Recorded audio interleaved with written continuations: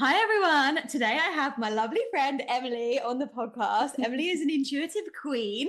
And as I have with pretty much every podcast guest I have on here, a very interesting story as to how we met. Yes. So, Emily came to one of my women's circles last year that I was co-hosting with another woman called Hannah, who's also been on the podcast. And you actually had met Hannah at a women's circle the week before, Literally the week before. and then came to us. The interesting bit I love though is then we've obviously been connected online, and I love the magic of Instagram for being able to keep us connected. And just before I came back to England this year, Emily messaged me to say that you've moved into this new house that we're in right now.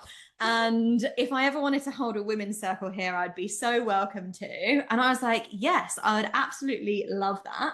So bearing in mind we'd only met once before at like a group gathering, I've been holding women's circles at Emily's house every month since I've been back.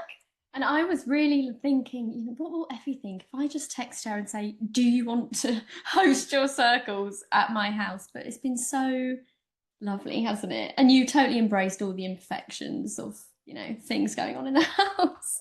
I love it. I love like a personal effect. I love like the homely aspect of a house. I'm a very casual vibe kind of girl. I know that like business does better for me when I just text people or message them saying, do you want to come round, rather than, like really fancy event pages.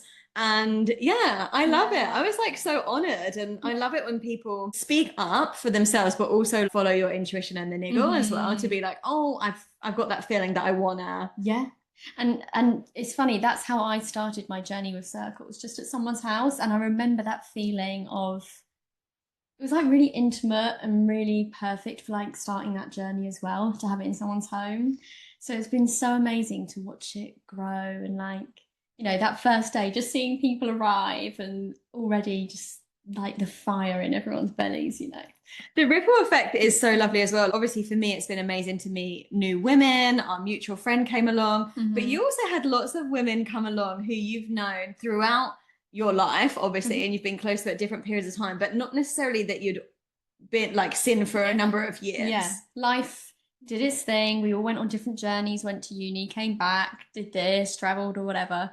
So there were people there that I've not seen for about 10 years. Yeah, maybe even more. So that was amazing. And then me and Emily have obviously got this deep connection now as well, which has been so nice.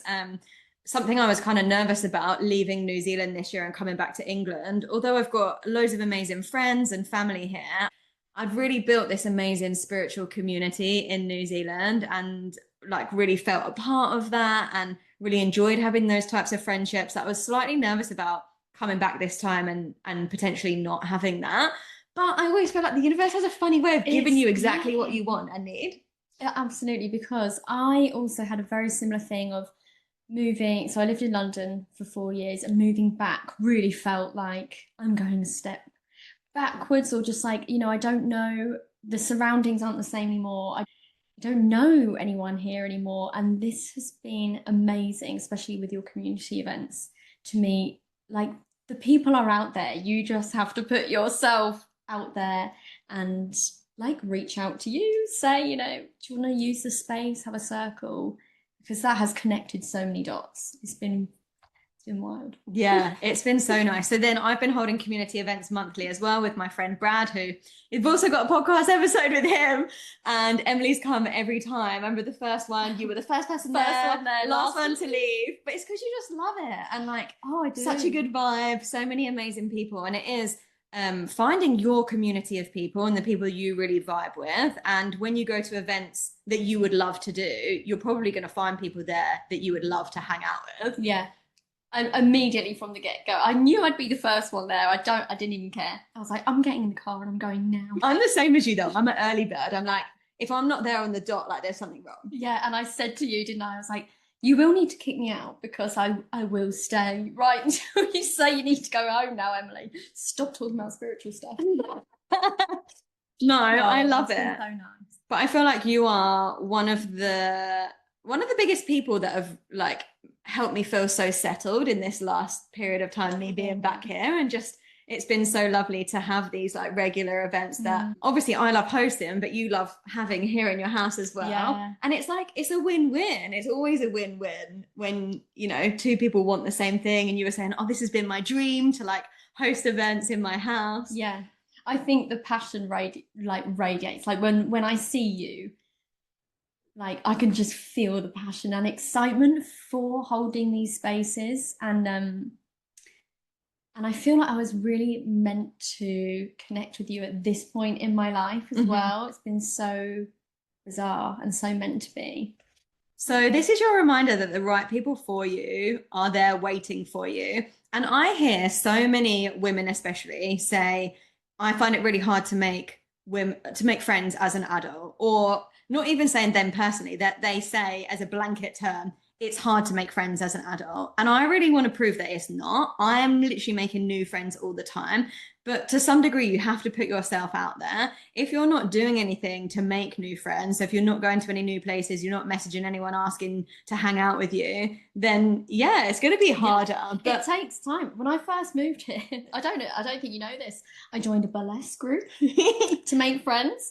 I joined a roller skating group to make friends. And like I didn't find my tribe there, but I had to go to all these things to feel safe going to spaces where you don't know anyone.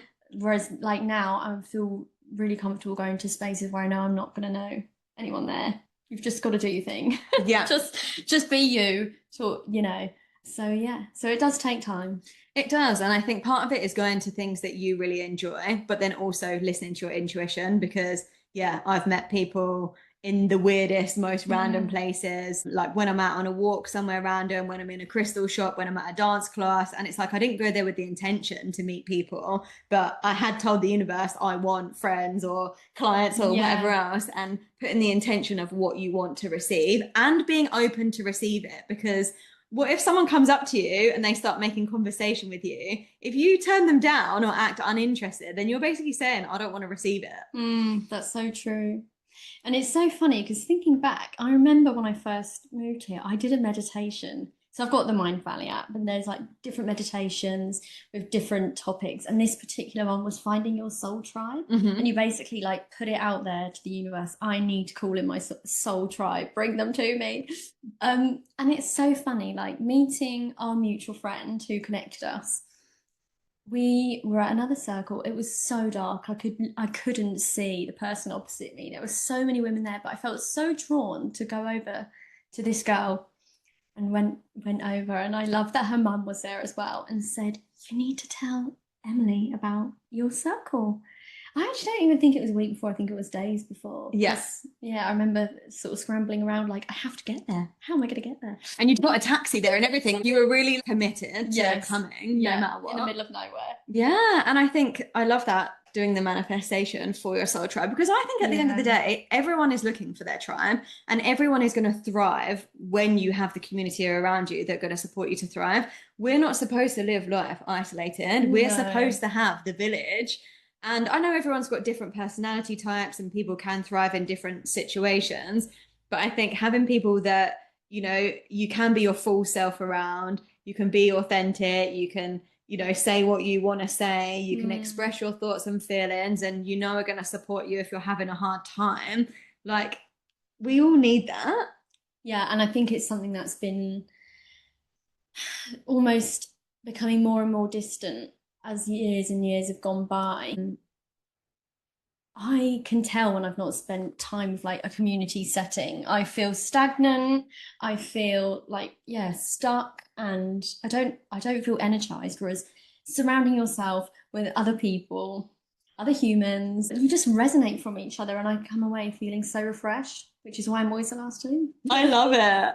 And I think as well, so there's so much pressure on romantic relationships these days if people don't have a community or friendship groups as well, because we can tend to want to be like, I need everything from this person. And when you have a very full life full of, friends, work that you love, community stuff, hobbies, then you don't necessarily like need everything from one person either. That's so important because, you know, when I think back to my younger self, I definitely felt like my partner Kamal. He's a very spiritual person, but he not quite to the same degree as I am. And I'd be like, I need to have all these conversations with him. What does that mean if we can't? And it's like, you have friends, like, you know, I think it's just such an important lesson because you can have conversations with like different friendships, bring different things to your lives, and it should never all be on one person. And I do think that is a really important lesson to learn. Yeah, definitely. So, what came from one of the community events that I was running, the very first one actually, was I was having a conversation with Emily, or it was a few of us having a conversation, and you were saying, I'd love to run this intuitive art workshop. Yes. And I think I was like, you were seeing it as like a more of a distant dream. Far, far in the future. Can't happen now. Yeah. But then the very next morning, you'd already written the meditation for it. Yeah. Yeah, I feel like I almost knew I wanted to do it because I'd said it to you, and I knew what your response would be. It'd be like, well, just do it. And then it was like, it's too late now. I've said it. I have to do this. And I thought I have to do this before we go back to New Zealand, just to know you're there. And so naturally the next morning, yeah, I managed to like, in a really lucid state, just came through with this whole meditation that just flowed. And I was thinking, this is really meant to manifest, this is meant to happen. And I've just gone all in since then. I've bought the clipboards, the paints, the paper, and then again, it's so funny, you know, the ripple effect thing. Like, I went to the London Mind, Body and Spirit Fair, and there was an amazing lady there running a psychic arts workshop called Flow State Arts. And I had that feeling of, oh my goodness, I don't want her to think I've copied her, you know. We then start to make ourselves small, like there's not enough space for all of us. And oh, I felt so bad. And then I just thought, Emily, rather than go so inward, reach out to her and just tell her how meaningful that session was. Mm-hmm. So said, you know, thank you so much. You've really inspired me. And bless her, she's now said, have a call with me. Let's talk about, you know, how to structure workshops, and I can learn from her. And it's just funny, isn't it? You do just have to put yourself out there. You have to put yourself out there. But I love what you're sharing around, we can have this like self-talk that comes in like, oh, someone else is going to be upset with this or whatever else, and there can be a reason why we can't do it. And I love that you were like, I'm just going to communicate it. And obviously people who are happy doing what they're doing are never going to be upset if someone's doing something, even if it's similar to what they're doing, because they're going to be like, oh, I'm so happy you're bringing this gift to other people. And actually there is no competition in this world, because we all bring our unique flair to something, even if it is something similar. We've all got our own personality and light, and we're doing things in different locations. We're going to attract different people. Yeah. We're just spreading our light and gifts further. That's the thing. We've all got the same like soul mission to just bring light into the world. Like, and I just feel like, yeah, that supportive nature just actually helps each other. I've really felt that with you as well. It's like, you just lift others, like, no, do it. Like, encouraging other the world women needs this. Yeah, encouraging other women to chase the things they want to do. And yeah, I'm so guilty of managing to talk myself out of many things. The self-doubt monster is real.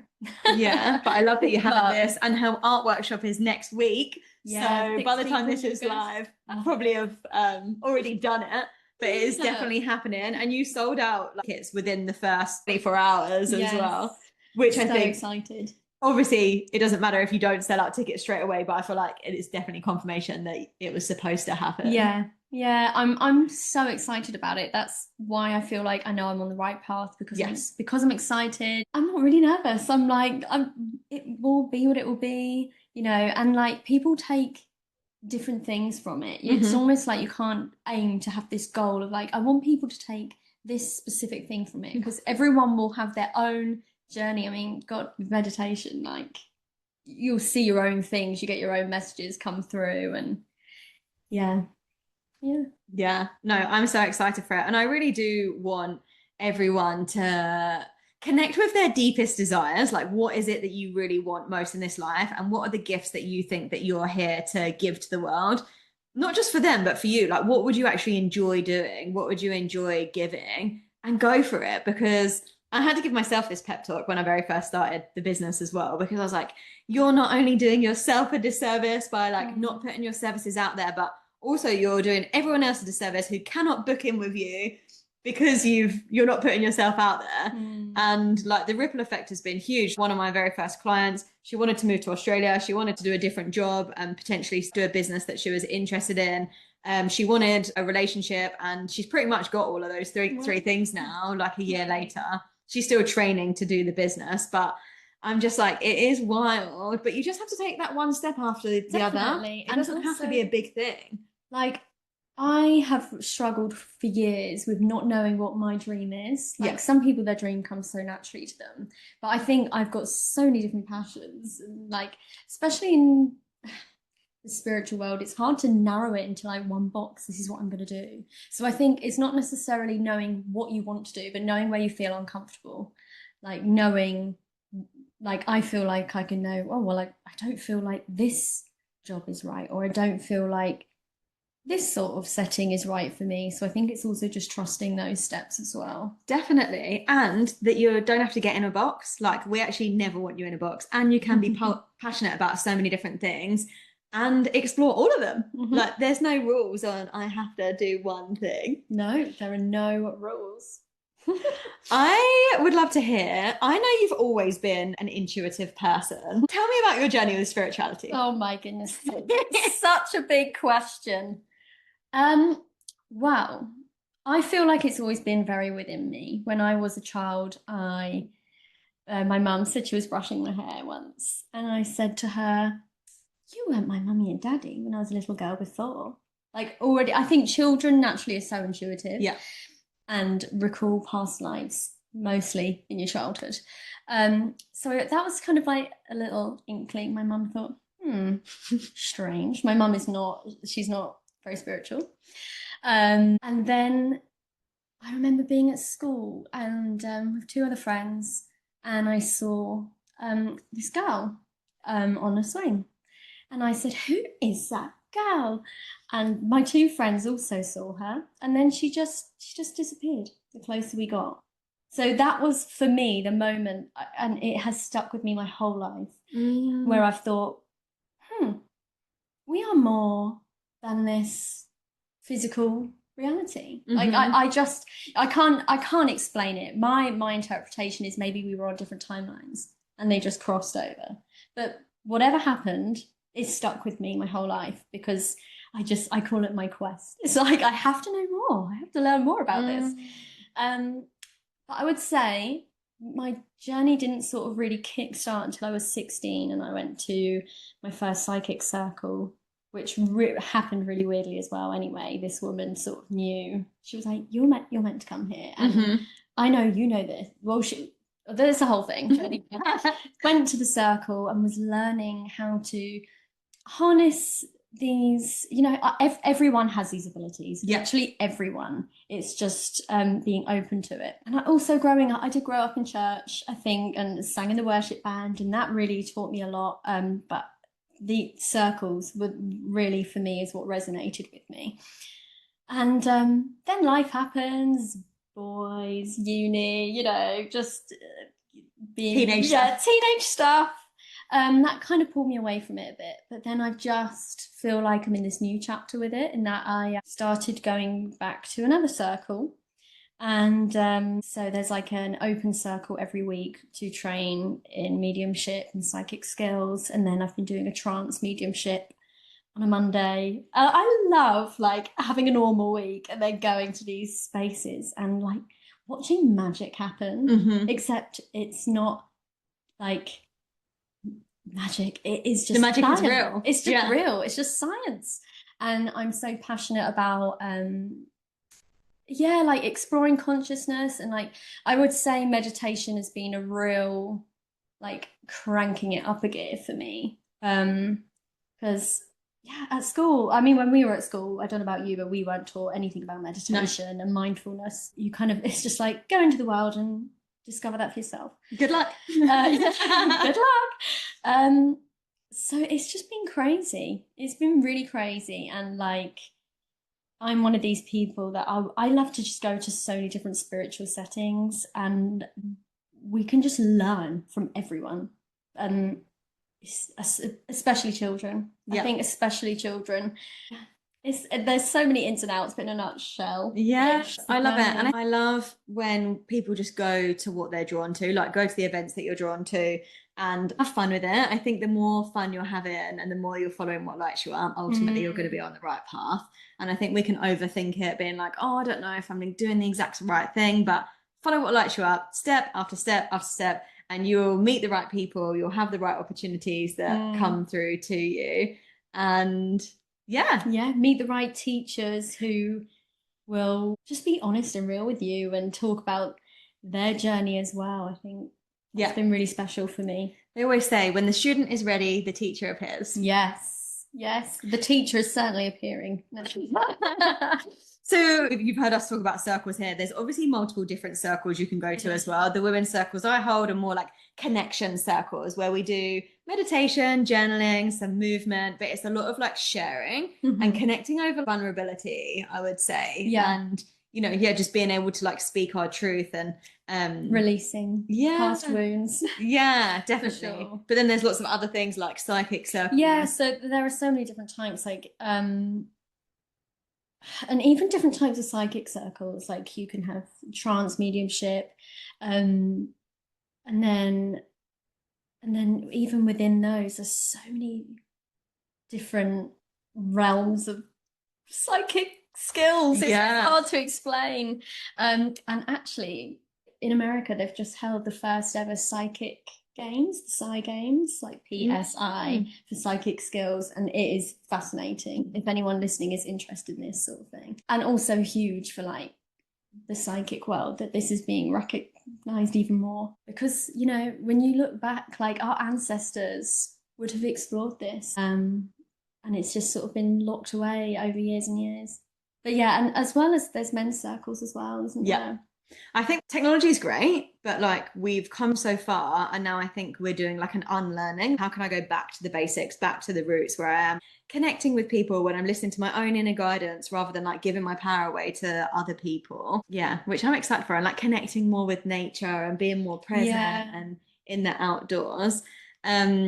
But yes, Emily, I'm sure, is going to be holding more events, intuitive art workshops. So I'll do a link in the description if anyone wants to give her a follow. But have you got any final words of wisdom you'd love to share? Words of wisdom? Well, I just think I'm so grateful to learn from you that following your intuition and living like authentically, like, and chasing the things you want to do, it will lead to a more fulfilling life. I feel like obviously it's different for everyone, but for me, going to my circles and everything like that, I come home and feel so alive and so excited, and that just means I know I'm doing the right thing. And just the importance of connection, like ultimately the community event and our like the women's circles here, it's just so about connection, and it's so important. So my questions to you listening would be, what makes you feel alive and what makes you feel connected? And then because I've got you on here, I'm going to put you on the spot. If you had to describe what it's like to spend time in my circles. Oh my goodness. What it's like to spend time in your circles. Or with me in general. There's so many things. Can I say a few things? Yeah. A party. We dance, we laugh. I think people feel intimidated by circles sometimes, thinking it's going to be really serious. People often have a preconceived idea. Yeah. And it is like very much a party of just womanhood, like just dancing and then I would also say really safe, just so safe and so supportive, and you're such an active listener. Like many people who are there because they need to share things. Like we all have things going on in the week, and sometimes different people like have more to share that week than the next. Someone else might have more to share the next week, and you're such an active listener and then offering your wisdom, and it's just such a sacred space. That's my main word. It's such a sacred space for me, and genuinely the highlight of my month. Yes, love it. The sisterhood continues. We're cuddling if you can't see us online here on the video. Thanks, Emily, for coming on my podcast. And I hope everyone enjoyed. Mwah! Mwah!